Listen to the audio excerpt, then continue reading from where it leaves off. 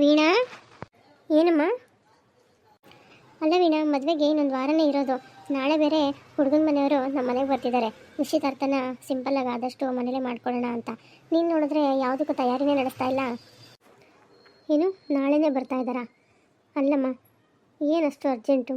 ಇಷ್ಟು ಬೇಗ ಯಾಕೆ ಮದುವೆ ಮಾಡ್ತಾ ಇದ್ದೀರಾ? ಅಟ್ಲೀಸ್ಟ್ ಒಂದು ಸ್ವಲ್ಪ ದಿನ ಮುಂದಕ್ಕೆ ಹಾಕ್ಬೋದಾಗಿತ್ತಲ್ವಾ? ಇದೇನೇ ವೀಣಾ ಈಗ ಮಾತಾಡ್ತಾ ಇದೆಯಾ? ನಿಮ್ಮಪ್ಪ ಹೇಳಿಲ್ವಾ ನಿಮಗೆ ಒಳ್ಳೆ ಸಂಬಂಧ ಬಂದಿದೆ, ಮದುವೆ ಮಾಡೋಣ ಅಂತ? ನೀನು ಒಪ್ಪಿಗೆ ಕೊಟ್ಟ ಮೇಲೆ ಅಲ್ವಾ ನಾವು ಹ್ಞೂ ಅಂತ ಹೇಳಿದ್ದು.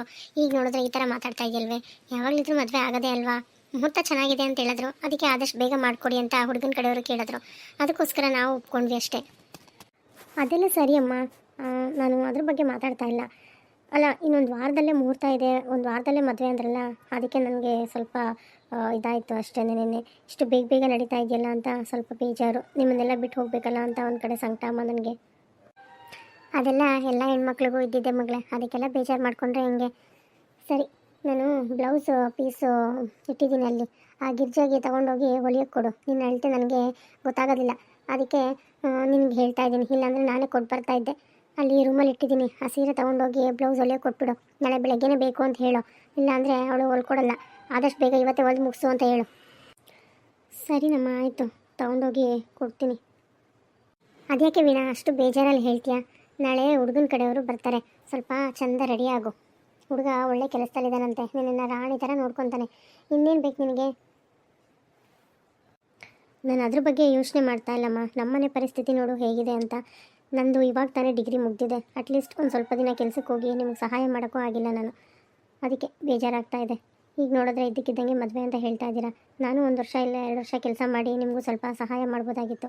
ಈಗ ನಾಳೆ ನಾನು ಹೋಗೋ ಮನೆ ಎಂಥದೋ ಏನೋ ಗೊತ್ತಿಲ್ಲ ನನಗೆ. ಅವರು ನನ್ನನ್ನು ಕೆಲಸಕ್ಕೆ ಕಳಿಸಿಲ್ಲ ಅಂದರೆ ಏನಮ್ಮ ಮಾಡೋದು? ಇಷ್ಟು ವರ್ಷ ನಾನು ಓದಿದ್ದೆಲ್ಲ ವೇಸ್ಟ್ ಆಗಲ್ವಮ್ಮ? ಹಾಗೆಲ್ಲ ಏನೂ ಇಲ್ಲ ವೀಣಾ, ಅದ್ರ ಬಗ್ಗೆ ಎಲ್ಲ ಜಾಸ್ತಿ ತಲೆ ಕೆಡಿಸ್ಕೊಬೇಡ ನೀನು. ಅವರೂ ಒಳ್ಳೆಯವರೇ. ನಿಮ್ಮತ್ತೆ ನಿಮ್ಮ ಮನೇಲಿ ಕೆಲಸ ಮಾಡ್ಕೊಂಡಿದ್ರೆ ಸಾಕು, ಎಲ್ಲೂ ಕೆಲಸಕ್ಕೆ ಹೋಗೋದು ಬೇಡ ಅಂತ ಹೇಳಿದ್ದಾರೆ. ನಿನ್ಗೆ ಯಾಕೆ ಕೆಲಸ ಇಲ್ಲ? ಆರಾಮಾಗಿ ನಿಮ್ಮ ಸಂಸಾರ ನೀನು ನೋಡಿಕೊಂಡು ಮನೇಲಿ ಆರಾಮಾಗಿ ಕಾಲ ಕಳಿ. ಏನಮ್ಮ ಹಿಂಗೆ ಮಾತಾಡ್ತಾ ಇದೆಯಾ? ನಾನು ಇಷ್ಟು ಡಿಗ್ರಿ ಓದ್ಬಿಟ್ಟು ಮನೇಲಿರೋದಕ್ಕೆ ನಾನು ಓದಿದ್ದು. ಇಷ್ಟು ವರ್ಷ ಎಷ್ಟು ಕಷ್ಟಪಟ್ಟು ಓದಿದ್ದೀನಿ ಅಂತ ನಿಮಗೂ ಗೊತ್ತು. ನೀವು ನನ್ನನ್ನು ತುಂಬ ಕಷ್ಟಪಟ್ಟು ಓದಿಸಿದ್ದೀರಾ. ಆದರೆ ಈಗ ನೋಡಿದ್ರೆ ನೀನು ಕೆಲಸಕ್ಕೆ ಹೋಗ್ಬೇಡ ಮನೇಲಿ ಇರು ಅಂದರೆ ಹೇಗಮ್ಮ ಆಗುತ್ತೆ ಅದು?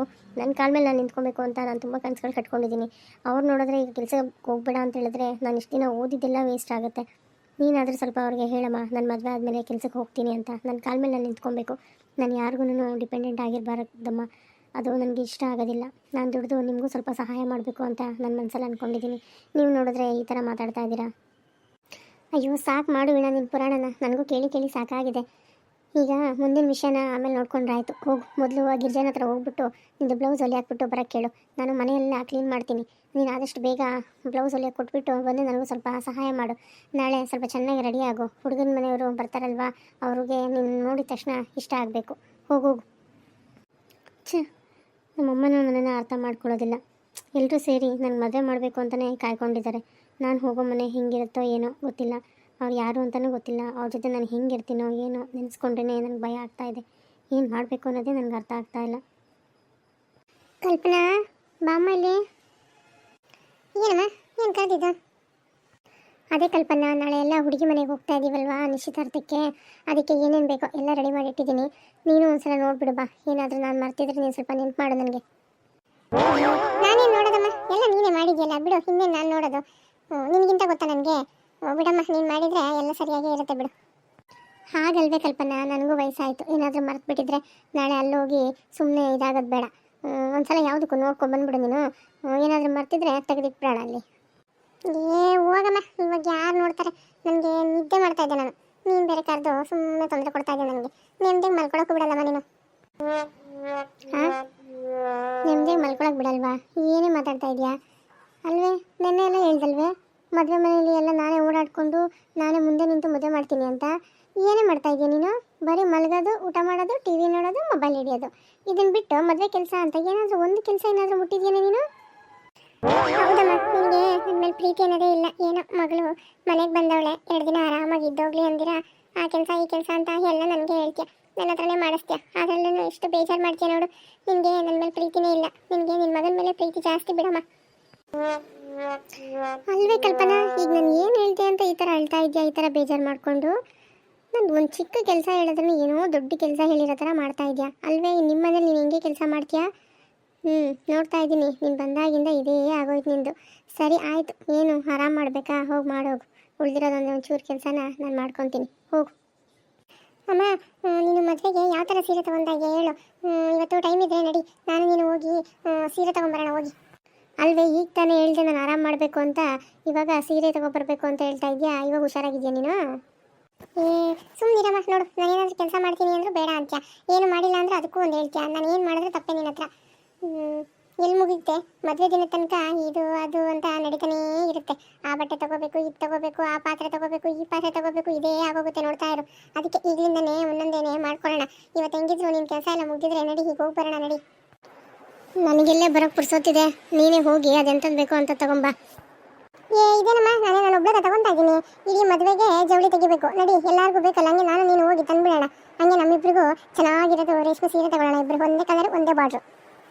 ಅಲ್ವೇ, ಇವಾಗ ನಾವಿಬ್ರು ಜವಳಿ ತೆಗಿಯೋಕ್ಕೆ ಅಂತ ಹೋಗ್ಬಿಟ್ರೆ ಮನೇಲಿರೋ ಕೆಲಸ ಎಲ್ಲ ಯಾರೇ ಮಾಡ್ತಾರೆ? ಅದ್ರ ಪಾಡಿ ಅದಾಗುತ್ತೆ ಬಿಡಮ್ಮ. ಜವಳಿ ಇಂಪಾರ್ಟೆಂಟಾ, ಮನೆ ಕೆಲಸ ಇಂಪಾರ್ಟೆಂಟಾ? ಮೊದಲು ಮದುವೆ ಕಡೆ ಗಮನ ಕೊಡು ನೀನು. ಇನ್ನು ಸೀರೆ ತಗೊಬಂದು ಅದಕ್ಕೆ ಪಾಲ್ಸ್ ಹಾಕಿಸ್ಬೇಕು, ಕುಚ್ಚು ಹಾಕಿಸ್ಬೇಕು, ಆಮೇಲೆ ಬ್ಲೌಸ್ಗೆ ವರ್ಕ್ ಮಾಡಿಸ್ಬೇಕು, ಹೊಲಿಯಕ್ಕೆ ಹಾಕಬೇಕು. ಯಾವಾಗಮ್ಮ ಇರೋದೊಂದು ವಾರ ಟೈಮಲ್ಲಿ ಇವೆಲ್ಲ ಹೆಂಗಮ್ಮ ಮಾಡೋಕ್ಕಾಗುತ್ತೆ? ನಡಿ ನಡಿ, ನೀನು ಏನಾರ ಕೆಲಸ ಇರಲಿ ಅದನ್ನೆಲ್ಲ ಬಿಟ್ಬಿಟ್ಟು ನಡಿ. ಫಸ್ಟ್ ಹೋಗಿ ನಾವು ಸೀರೆ ತಗೊಂಡು ಹೊಲಿಯಾಕೊಟ್ಟು ಬರೋಣ ಬ್ಲೌಸ್ನ, ನಡಿ. ಸರಿ, ಅದೇನೋ ಸರಿ. ಆ ಹುಡುಗಿಗೆ, ಮದುವೆ ಹುಡುಗಿಗೆ ಸೀರೆ ತೆಗಿಬೇಕಲ್ಲ, ಅವಳು ಬರ್ಬೇಕಲ್ಲ ನಮ್ಮ ಜೊತೆ. ಆ ಹುಡುಗಿ ಯಾಕಮ್ಮ? ನಾವೇ ತಂದ್ರೆ ಆಯ್ತು, ನಡಿ. ಅವಳನ್ನ ಬೇರೆ ಕರ್ಕೊಂಡು ಹೋಗು. ಇವಾಗ ಅವ್ರ ಮನೆಗೆ ಹೋಗಿ ಆ ಹುಡುಗಿನ ಕರ್ಕೊಂಡು ಹೋಗೋಕ್ಕಾಗತ್ತಾ? ನಾನು ನೀನು ಒಪ್ಪಿ ತಗೊಳ್ಳೋಣ, ಅದನ್ನೇ ಉಟ್ಕೊಂತಾಳೆ, ಅದನ್ನೇ ಕೊಟ್ಟರೆ ಆಯ್ತು ಹೇಳಮ್ಮ. ನಾಳೆ ಹೆಂಗೂ ನಿಶ್ಚಿತಾರ್ಥಕ್ಕೆ ಹೋಗ್ತೀವಲ್ವಾ, ಕೊಡೋಣ, ಬ್ಲೌಸ್ ಹೊಲ್ಸ್ಕೊಳ್ಳಿ. ಅದೇನೇ ಕಲ್ಪನೆ, ಹಂಗಂತ್ಯ? ನಾವು ಒಪ್ಪಿರೋದು ಆ ಹುಡುಗಿ ಉಟ್ಕೊಳಕ್ಕಾಗುತ್ತಾ? ಆ ಹುಡುಗಿದು ಮದುವೆ, ಅವಳಿಗೂ ಅಂಥ ಸೀರೆ ಇಂಥ ಸೀರೆ ಉಡಬೇಕು ಅಂತ ಆಸೆ ಇರಲ್ವಾ?